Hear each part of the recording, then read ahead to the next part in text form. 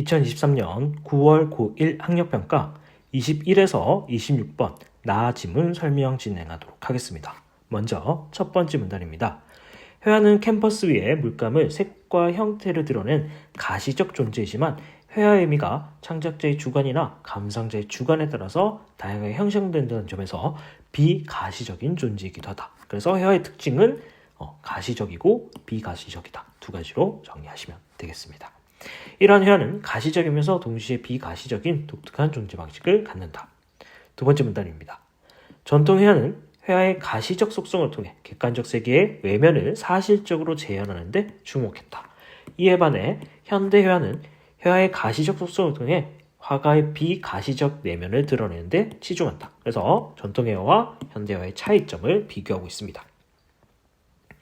현대회화는 화가들이 자신만의 관념적 세계를 가시화한 결과물로서 회화 속에서 객관적 실체는 주관화된다.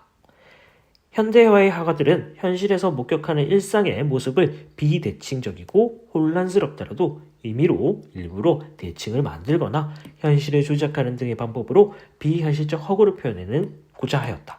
그래서 요 한 5줄 정도를 정리하자면은 현대회화는 객관적인 모습의 현실을 주관적인 모습으로 바꾸어서 또는 추상적인 모습으로 바꾸어서 설명하고자 하는 경향을 보이고 있다라고 이해를 하시면 되겠습니다.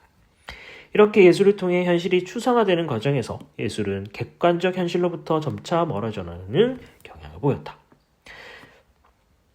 이러한 예술과 현실의 분리는 회화뿐만 아니라 음악에서도 나타난다. 자, 이전까지는 미술에 대해서 설명했다면 다음 문단부터는 음악에 대해서 설명을 추가하고 있습니다. 음악에 사용되는 음은 현실의 무한한 소리 중에 극히 일부이며 일상에서 들을 수 있는 일반적 소리와 달리 균질적이고 세련되며 인위적인 배열을 따른다. 이렇게 음악도 일상 현실과 거리를 두며 그 전체성을 확보했다. 그래서 음악이 가지는 특성, 그러니까 일상의 소리와 음악의 차이점은 균질적이고 세련되며 인위적인 배열을 가지고 있다는 게 특징입니다. 이런 특징들이 현실과의 거리를 두고 그 전체성을 보여주고 있다라고 이해하시면 되겠죠.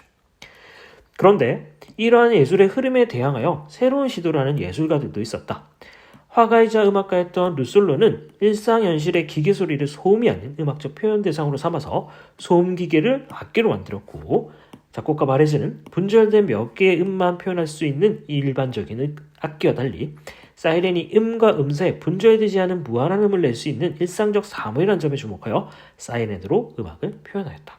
또한 작곡가 세페르는 사람의 소리, 기계 소리, 자연음 등의 음향 오브제를 활용하는 구체 음악을 창시하기도 하였다. 자, 그래서 해당 문단에서는 루솔로, 바레즈, 세페르 등의 음악가들을 예를 통해 가지고 일상적이지 않은, 평범하지 않은 음악 세계들을 소개하고 있습니다.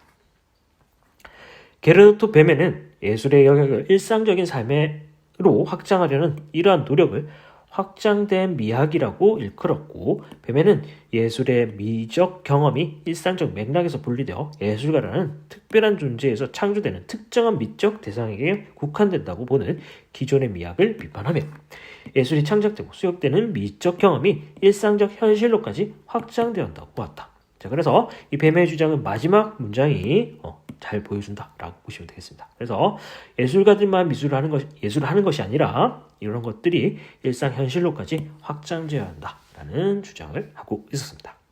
자, 지금까지 내용을 또 한번 정리를 해보도록 하겠습니다.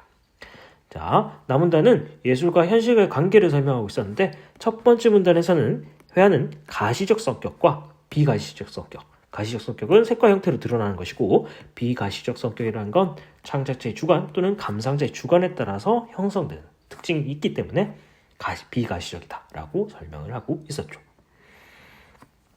두 번째 문단에서는 전통회화와 현대회화를 비교하고 있었는데, 전통회화는 가시적 속성을 통해서 객관적 세계를 사실적으로 재현하는 데 주목하는 반면, 현대회화는 가시적 속성을 통해서 화가의 비가시적 내면을 드러내는 데 치중하고 있었습니다.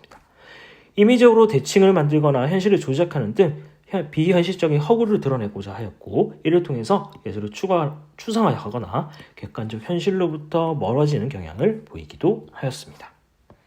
자, 세 번째 문단에서는 음악과 현실이 분리되어 있는데, 이런 음악은 균질적이고 세련되며 인위적인 배열의 음을 사용해서 일상현실과의 거리를 두고 있다라고 설명하였습니다.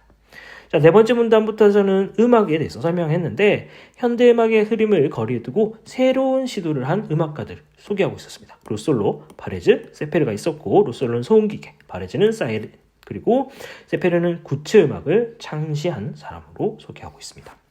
마지막 다섯 번째 문단에서는 게르노트 베메는 확장된 미학을 주장하였는데 이 확장된 미학이라는 것은 예술의 영역을 일상적 삶으로 확장하려는 노력을 이야기하고 있었습니다. 자, 지금까지 2023년 9월 고1 학력평가 21에서 26번 나아짐을 설명 진행하였습니다.